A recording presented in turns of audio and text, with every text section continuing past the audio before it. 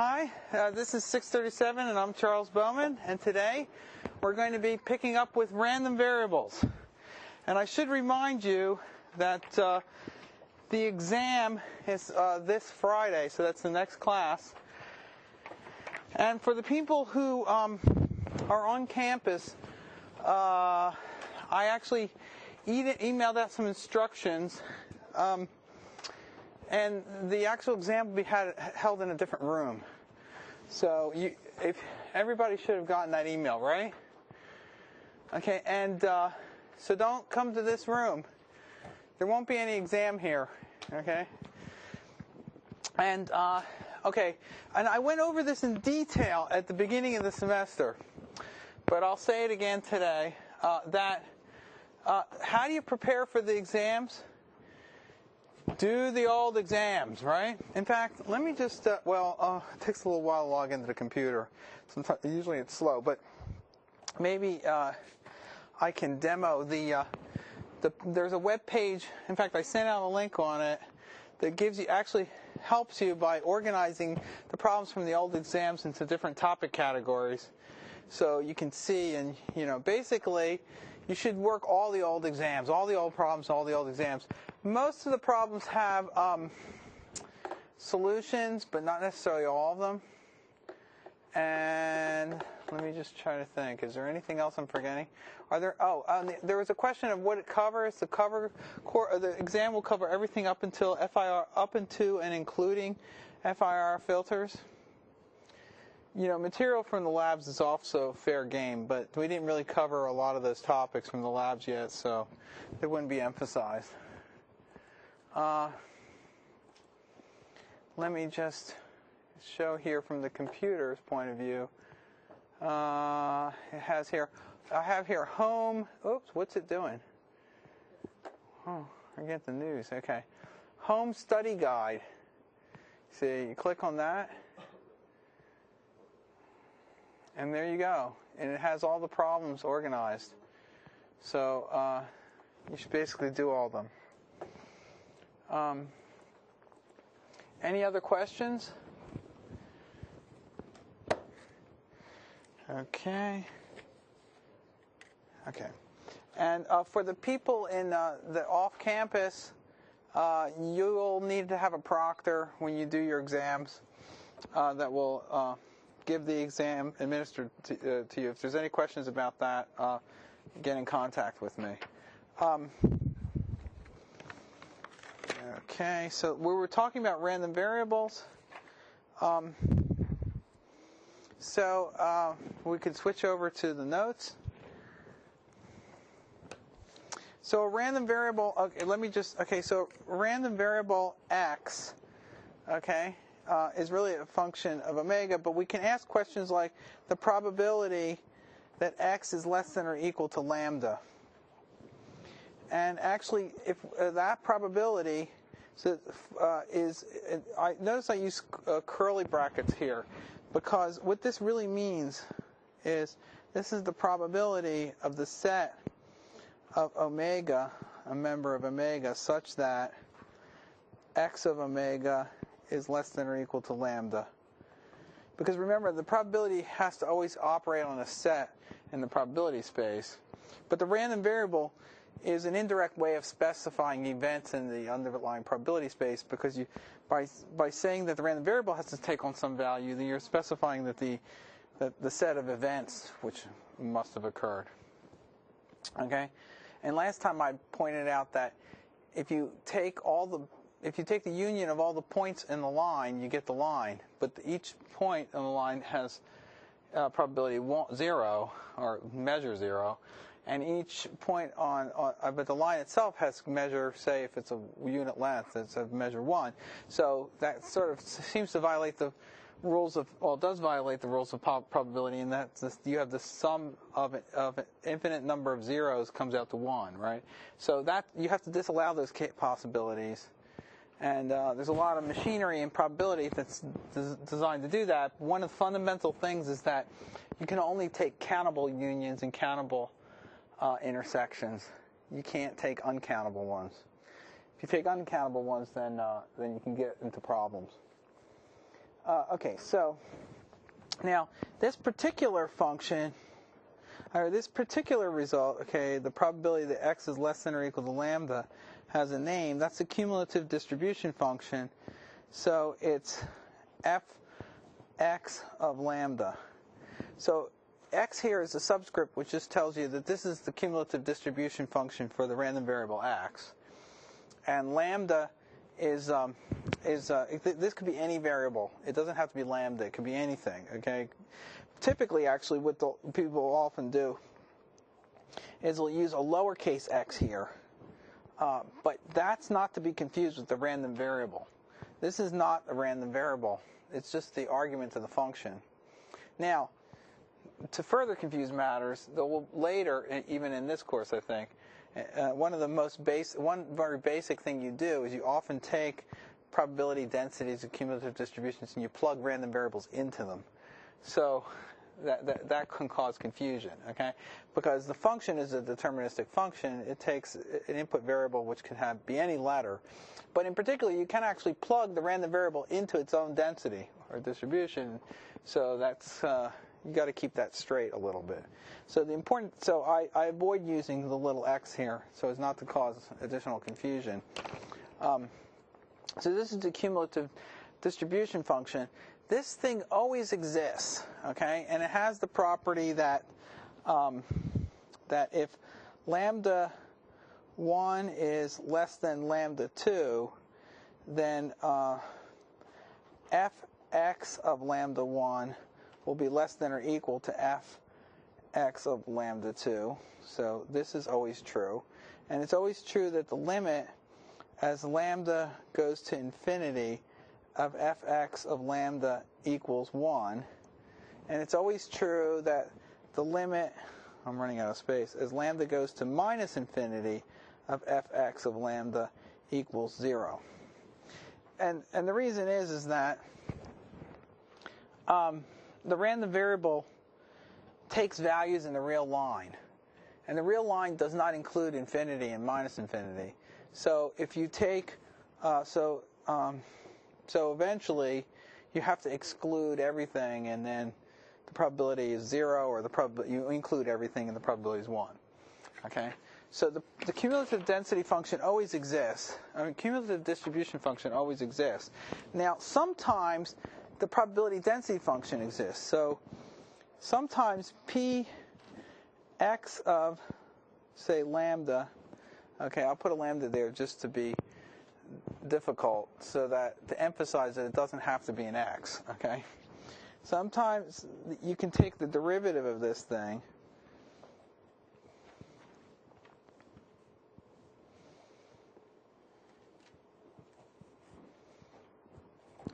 sometimes you can take the derivative of this thing, and sometimes when you can take the derivative, you can take the integral of that derivative. So,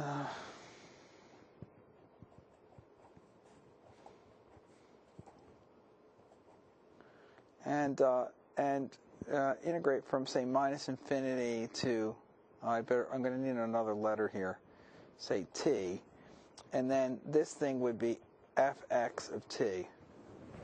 So, you're taught that the integral and the derivative are inverse functions. That's not exactly true. It's true that the derivative is the inverse of the integral, but it's not necessarily true that the integral is the inverse of the derivative.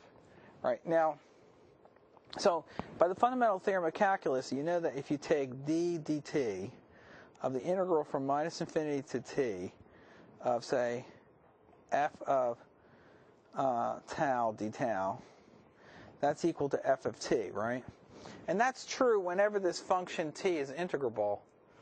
It's true whenever this function is integrable and continuous. Because you could have point discontinuities. The point discontinuities wouldn't have any effect on the integral. So at those points, this would not equal that. But if it's a continuous and integrable function, then this is always true.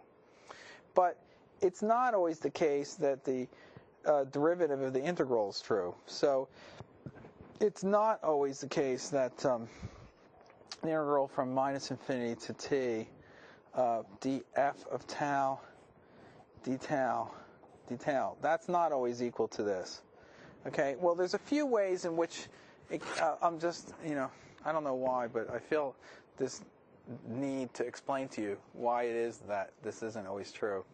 So, it's useful at coffee, tea parties, or, if you have like social gatherings and you want to impress your friends, you can explain it. And it's best to be a little condescending, but what you can do, okay. But for us, those of us that just find these sorts of things interesting, I'm going to have to torture you with it. Okay, so this is t and 0. Okay, so what? So first of all, so this function f of t, right? It's a monotone increasing function, right? It's a monotone increasing function. So it's not necessarily continuous everywhere, but if it's not continuous, then it can actually only have a countable number of jumps, okay? And the jumps always have to be in the same direction. By the way, it's always the limit as t goes to so I should make that an uppercase f, because this is a cumulative distribution function. As t goes to t0 of f of t0, right?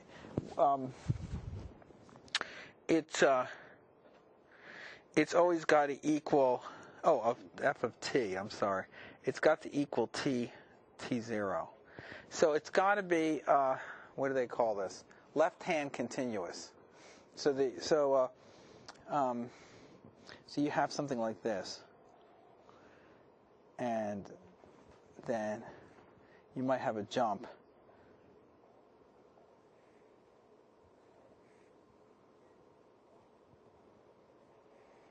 And then say this is 1, right? So at those points of discontinuity, the derivative doesn't exist. So those would be cases in which the integral of the derivative doesn't exist, okay? But you'd say, well, okay, you're really splitting hairs. I don't really believe this. Come on, guys. This is engineering, I can take the derivative, and what I'll do is, if I take the derivative, okay, so the derivative is like going to be, okay, like this, I don't know. And then over here, it looked like it kind of went like this. I don't know. And then the derivative went to there, right? But over here, you'd say, well, okay, you just got an impulse, right? And I'd say, well, impulse is not a function. But you'd say, well, okay, but, it's close enough, okay?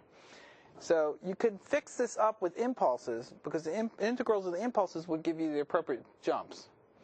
But it turns out that there's functions you can construct, and this is really interesting. This is one of the things that's important to know for these conversations that you have with people at cocktail parties. Okay, that there's a function which starts at 0 and goes to 1, okay, and it's continuous everywhere, okay. Its derivative is 0 almost everywhere. And somehow it gets from 0 to 1, okay? It's called the Cantor function, and I think the way you construct it, roughly speaking, is you take the center third and you make the thing equal to 1/2 in the center third, okay? And then you take what's left over and you take the third there, and you make it 1/3 there, okay, like this, and you keep doing that, okay? And then, you have to do some funny business here. Basically, you kind of finagle a little bit for the points in between, okay? You play some little games, like you have to take some limits, not exactly limits, but you have to play around with things to fill in the stuff in between. But you can get a continuous function that gets from here to there, and is flat almost everywhere, okay? And yeah. So I actually kind of reminds me of the game. This kind of reminds me the game. It's kind of a tricky function because it sneaks up while you're not looking. There used to be a game that you played called Red Light, Green Light when I was a kid. And you kind of look forward, you say green light, and then the kids behind you would try to sneak forward, and then you turn around very fast and try to catch them. So this function sort of sneaks up from 0 to 1 without you ever noticing that it's moving. Because when you take its derivative, it's 0 almost everywhere. So it's a very interesting thing, because if you take its derivative is 0 almost everywhere. It doesn't have any jumps in it because it's continuous. Okay? It's a continuous function, and it's not so horribly... there are functions which are called non-measurable, okay? So there's some functions which are so messed up that, they only exist in some kind of conceptual sense. This is like a real function. I mean, it's a continuous function. It goes from 0 to 1. Its derivative is 0 almost everywhere. And so if you integrate its derivative, you get 0. But and it has no jump discontinuities in it. So basically, this breaks your concept of a density function. Okay? So there's no density function. So density functions don't always work. Okay? But on the other hand, as engineers, we usually can assume that they work. Okay? But it's just nice to know. I mean, as a matter of reference, you can't always assume the density function works. It can't be easily fixed up with. This is not a discrete density, right? There's no discrete probabilities here. It's not like there's certain values that occur with probabilities greater than 0, but yet there's no density function for it.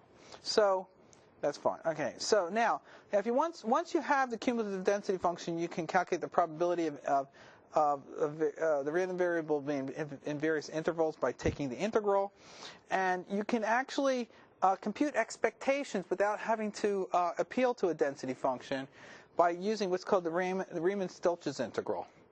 So if you look back in your calculus textbook, you probably learned about this, but maybe you've forgotten about it. But it's sort of a clever variation on the integral where you don't have to compute a derivative of this function, okay?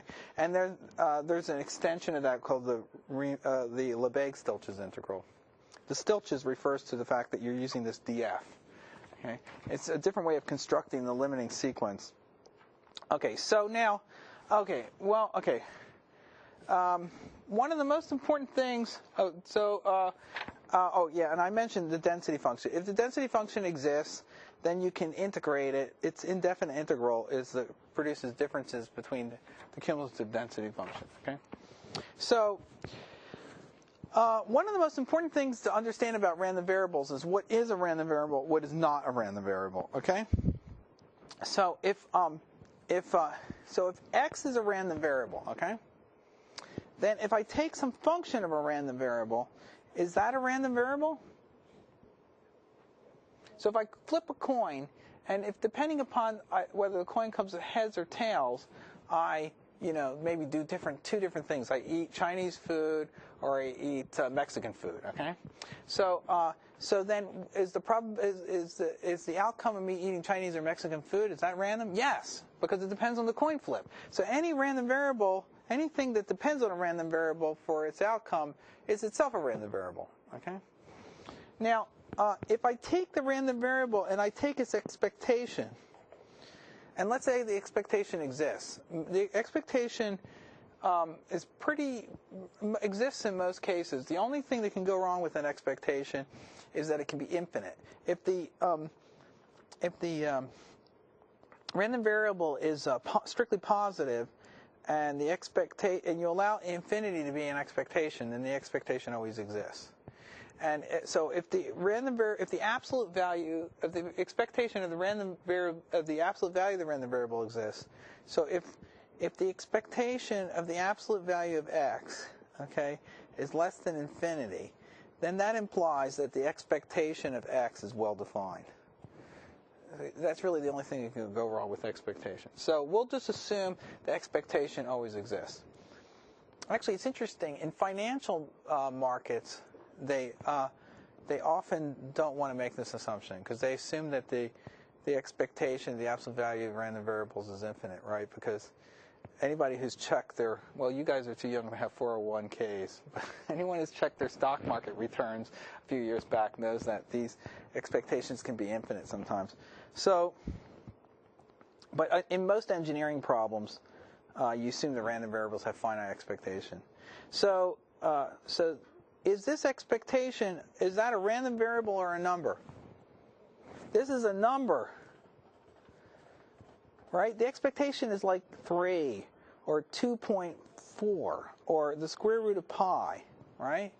Or e to the minus 1/2, okay? It's a regular number, the expectation. It's not a random variable, right?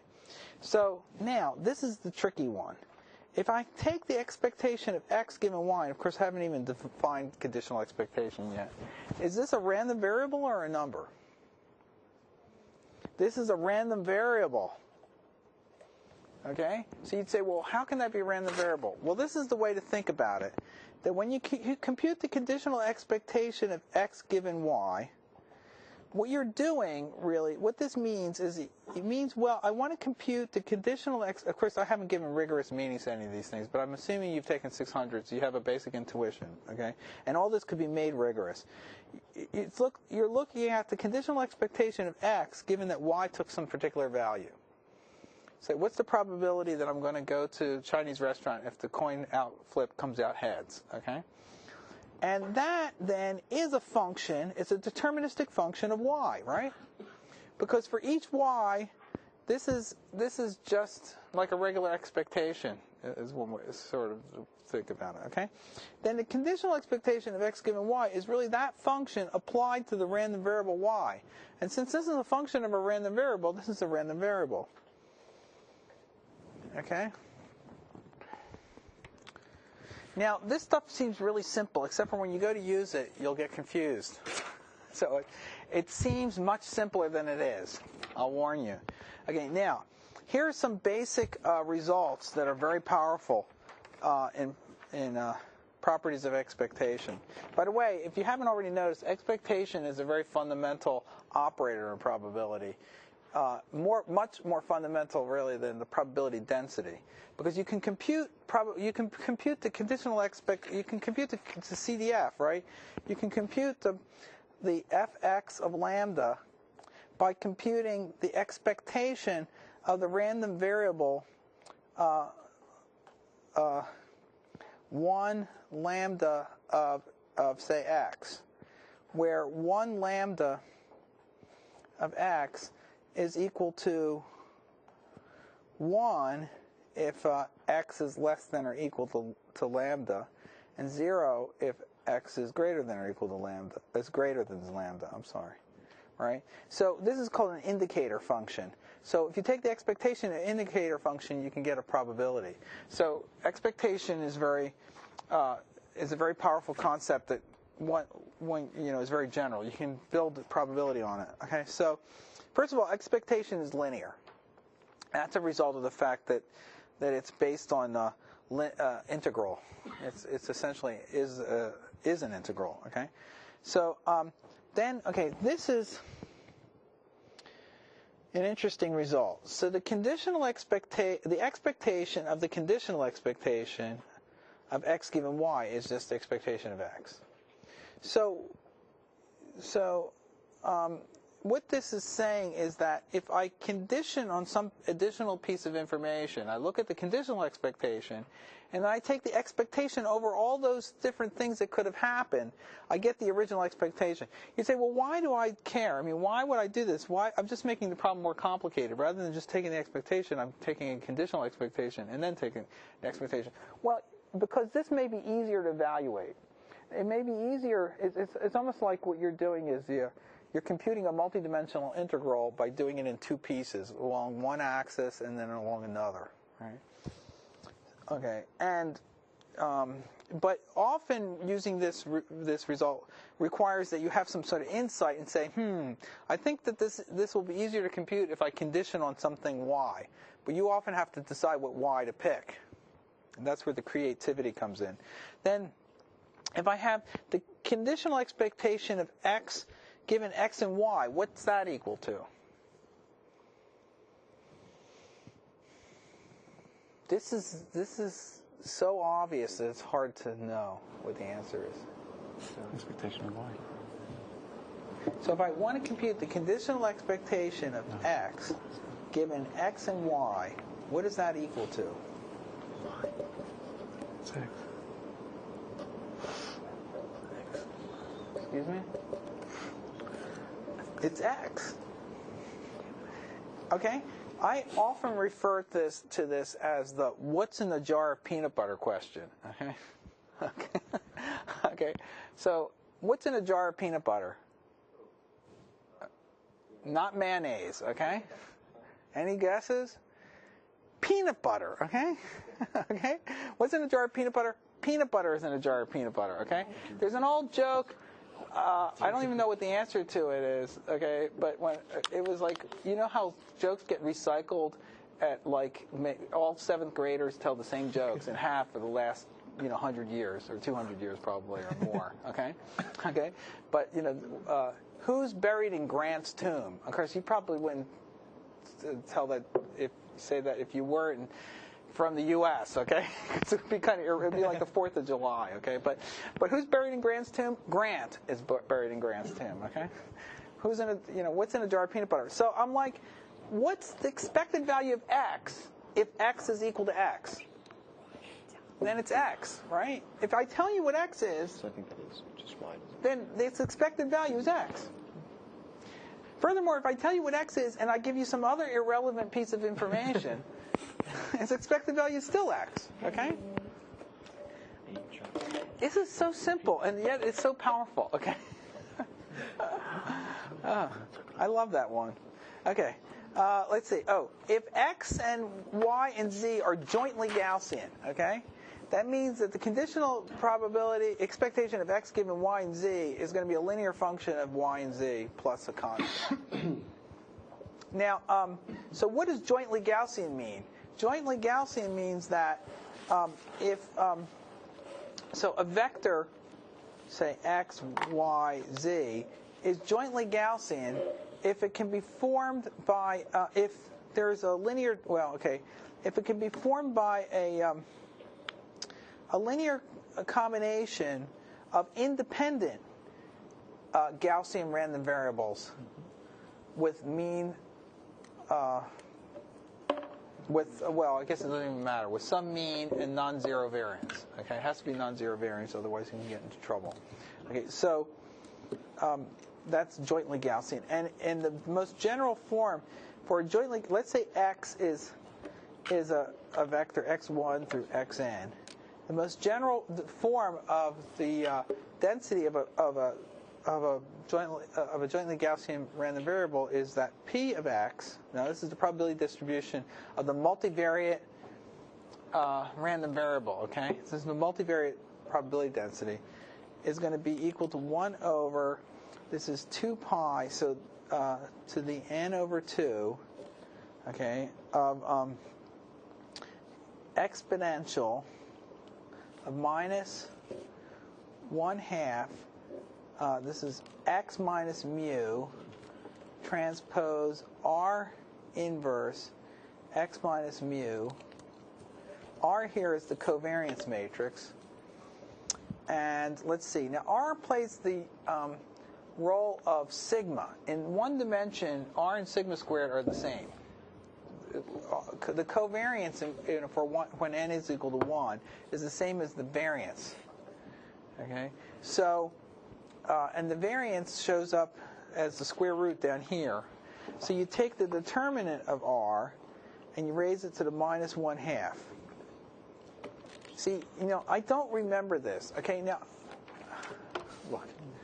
It's really kind of pathetic. I mean, I've worked in this business. I've been in this business for longer than I'd rather admit, okay? And I use this formula all the time, and I can't remember it because my memory's so bad, okay? But that's okay because I don't try to just memorize it. I actually write each of the individual pieces, and they mean something to me, and I figure it out as I go along, right? So you don't have to memorize this stuff. Okay?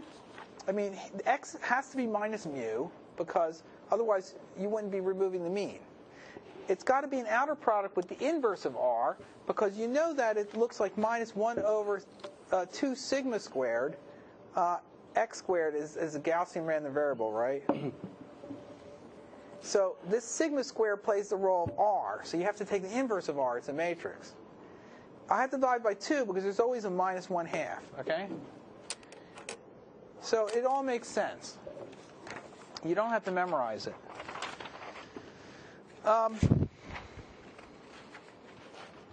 Okay. So now that we're experts on random variables, we can go right to random processes. That was amazing, wasn't it?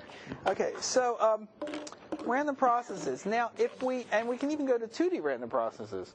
So we can have a random process, a discrete random process, is one in which the random variables are indexed by some discrete set. So for each S that's a member of a discrete set, either in 1 or 2D, x of S is a different random variable. And so S here is a 2D lattice. So S1 and S2 take on discrete integer values, say. And in general, let's say if it's a second order random process, it means that its first and second moments exist. So the expectation can't be infinite, and the expectation of the square can't be infinite. Okay. So mu sub s is the mean for each s, and it could be a function of s. And the autocorrelation is r of SR, which is the expected value of the product, right? And the autocovariance. Oh, this R here? Which little r? That little r? Okay, that's just, so xs, okay, is the value, this is a random variable for some specific s, and xr is a random variable for some specific r, and then the expected value of this is some number, right? So that number is a function of s and r. R is just another pixel in the same image. Yeah, it's the index of a pixel. It's not the actual pixel. So, or it could be in time, right? So this could be the expected, in 1D it would be xn and xm, so this would be equal to r of mn, okay?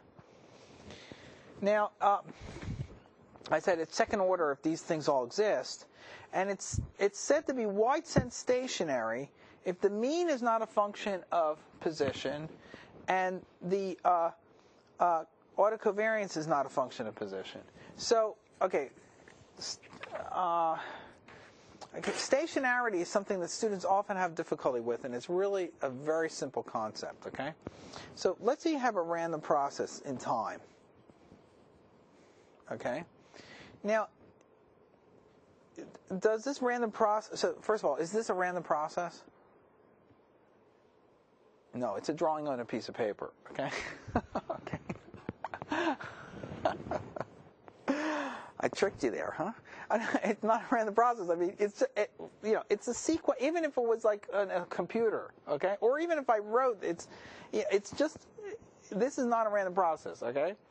A random process means that for each, let's say in 1D, okay, for each time n, it has to be a function of omega, okay?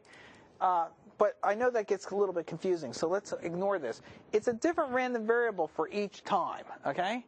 So a random variable is like the outcome of a coin flip is an easy way to think about it. That isn't really what it is. It really is formally defined as the mathematical object, period, okay? But it's nice to think of it as like the outcome of a coin flip, okay? So each time, the value of the function is random.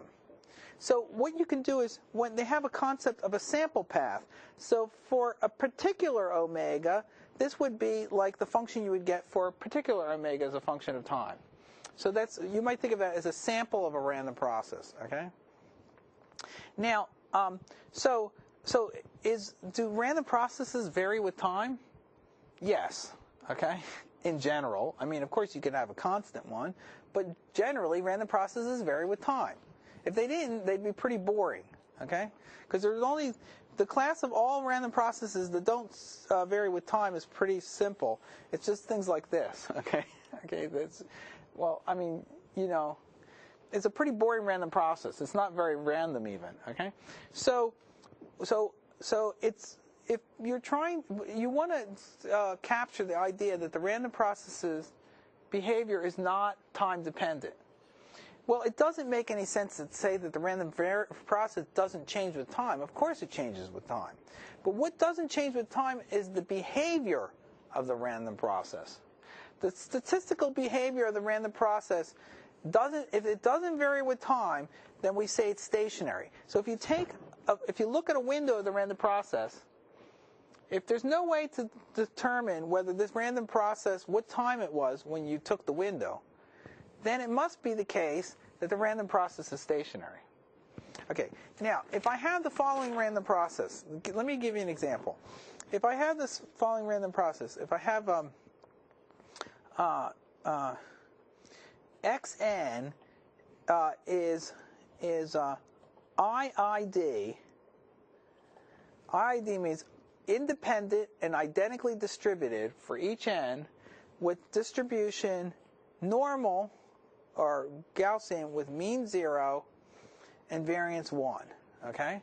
So if I plot that random process, it pretty much looks like this. Of course, I can't really draw it because it's like impossible to draw IID random variables because as a human, you will overcompensate and make them more dependent.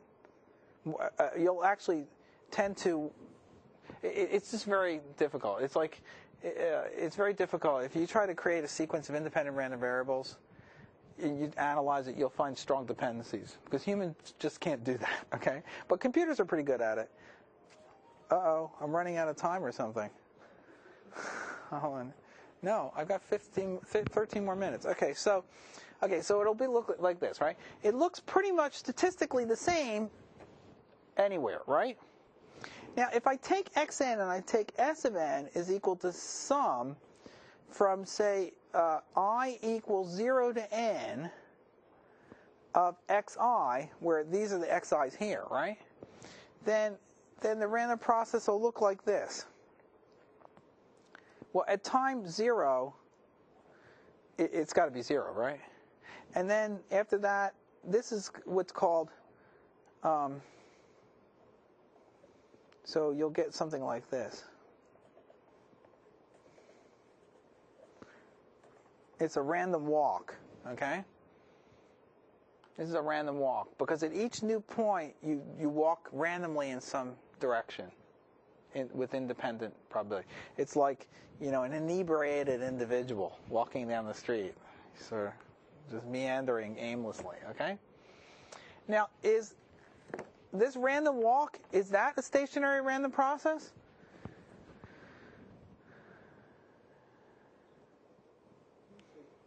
You're going to say yes. It feels kind of stationary, but it's not. By the way, I applaud you for your courage. Okay? So, it feels sort of stationary, which is why I gave it to you, but it isn't. It can't be because at time 0, if I see that it's 0, right, then I know that any value that was 0 pretty much had to be time 0. I mean, I could have gotten it would be an extremely improbable event to get exactly 0. In fact, the probability of that would be 0. It's the probability that you would throw a dart and it would hit numerically to infinite precision the bullseye, right? Or that you would hit the point pi, okay?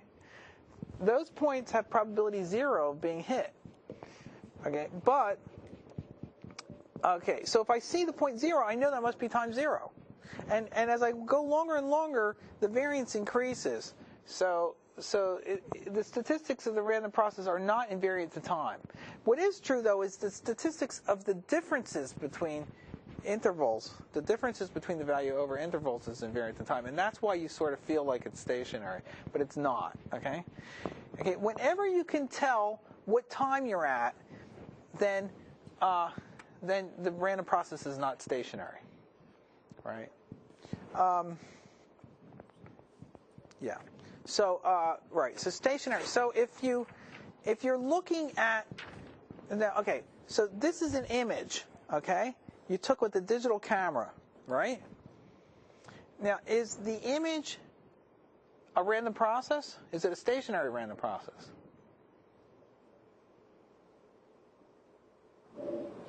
Stationary. Yeah, that's a good answer. How many people say yes? It's a stationary random process, the image. How many people say no, it's not? Okay, does anybody want to try to justify their answer? Yeah, well, okay. Well, I hear some courageous person. Well, isn't a specific image? Like, could it be different from image to image? Well, so this is just an image. I went out, took a picture with my camera. I printed it out on a piece of paper, say. Is it a stationary random process?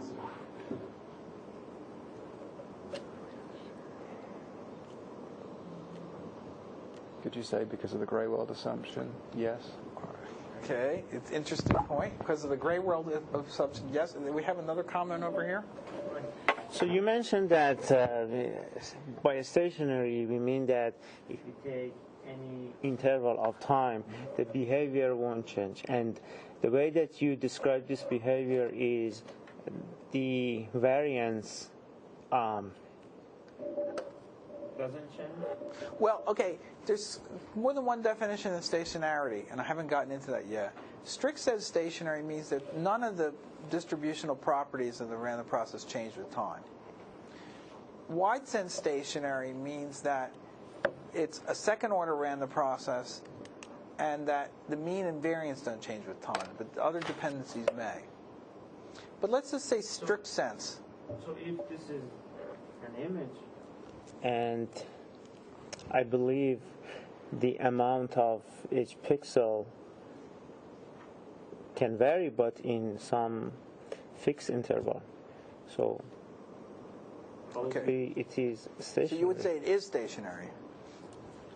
Okay. Well, the first, of course, I'm trying to mislead you slightly here. Okay. First of all, the answer is no. It's not a stationary random process, and the reason is it's not a random process, okay? Because an image is not a random process, right? This piece of paper is not a random process. Anything stored in a computer is not a random process. A random process is a mathematical object, okay? It's not the physical world. So an image is not a random process. A speech signal is not a random process. Like, any physical observation, well, okay, if you believe in quantum mechanics and so forth, you might argue that certain quantum mechanical functions, features of physical world are actually truly random processes. But without getting into that, a random process is a mathematical object. This is just a set of data, okay? So that, you might say I'm splitting hairs, but this is very important because images are not random processes. Signals are not random processes. You model them as random processes, okay? That's a critical difference, okay? Because a random process, so there's a random process. This is in the world of math, okay?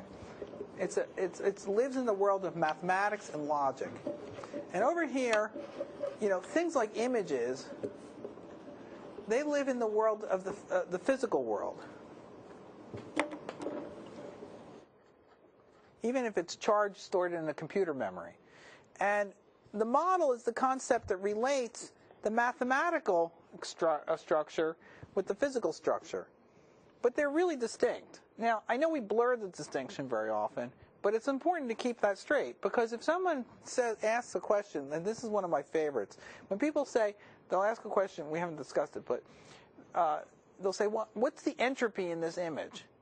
Well, entropy is a property of a random variable or a random process. So therefore, the image has no entropy because it's not a random process or a random variable. The model you have for the image can have associated with an entropy. See, so that's very important to keep in mind. Otherwise, you can come up with really crazy results. Okay. Okay. So now Now the second question, so it's not a random process and it's certainly not a stationary random process. But now the question is, should I model it as a random process? Well, yeah, okay, let's model it as a random process. That may be good, it may be bad, but let's do it. And then should we model it as a stationary random process, the image? First of all, is there an answer to that question? Is there a right or wrong answer to that question? It depends on lots of things. It's a value judgment, okay? But because models are always wrong, and some of them are useful, but so picking the best model depends upon your needs, okay? So there is no single answer. There are reasons why it would be good to model it as a stationary random process and reasons that it might be bad. So if all your pictures were of people, they were portraits, and the people were all centered in the images, okay, like this, would a stationary random process be good? Well, it might be good enough, but it clearly wouldn't be great, because it's clearly the case that if you see somebody's eyeball, you know where it should be in the image, okay? So the statistics of the image are vary spatially. So you could benefit by using a non-stationary distribution. Okay. On the other hand, if you had a photograph where you mounted a camera on a special 360-degree tripod, right? It was on a gimbal, and it could right around in like 4 pi stereo spin around and aim in some direction and take a picture, snap, and then spin around and aim in some direction and snap, take a picture, right? Then it would be reasonable to use a stationary model because the distribution is spatially invariant by construction of the way you took the picture, right? Okay, but stationary is an important concept. So it's, and people often get lost in the mathematics of the definition for stationarity rather than understanding the underlying idea. If you understand the underlying idea, that the definitions make sense. Okay. Okay. Now there's a thing called power spectral density. The power spectral density is okay. You want to be able to discuss what the energy in a signal is, a random process. Now, if you take the Fourier transform, so say we take the discrete time Fourier transform of a random process, or discrete space Fourier transform. First of all, if we try to take the discrete space Fourier transform or discrete time Fourier transform of a stationary random process, then it's not going to exist because we have to take the sum from minus infinity to infinity, and the sum will have an infinite amount of. It won't be absolutely summable with probability 1, right? So we can window this to a finite window. So this window is of size 2n plus 1. And if we do that, then this Fourier transform is a random variable because it's a function of these random variables. So we kind of like to say, well, this is the energy spectrum of the signal, but this is a random variable. Okay, so what we can do, and it's also complex. Well, we can take this random variable, we can square it and normalize it, so we calculate the energy per unit sample. And we can take the limit as n goes to infinity, but the problem is this limit doesn't converge. And in the lab, you observe that, because as you make the window larger and larger, what'll end up happening is that transform will get noisier and noisier with more and more fine structure, but it won't converge to anything. You really need to do two things. You need to take the limit as the window gets big, and you also need to take the expectation to average out the result. And that's what you did in the lab. So, do you recall that? Did it make sense at the time? Hopefully? Yeah. Okay, so the Wiener-Khinchin theorem says that if you calculate the power spectral density of a random process, then the one easy way to compute the power spectrum is to compute the Fourier transform of the time autocorrelation or space autocorrelation. So this is how you usually compute the power spectrum, but it's actually defined as it was defined in the previous slides. Okay, so we'll finish up this material next time. The next class will be the exam, so I'll see you then. Thanks, bye. Oh gosh.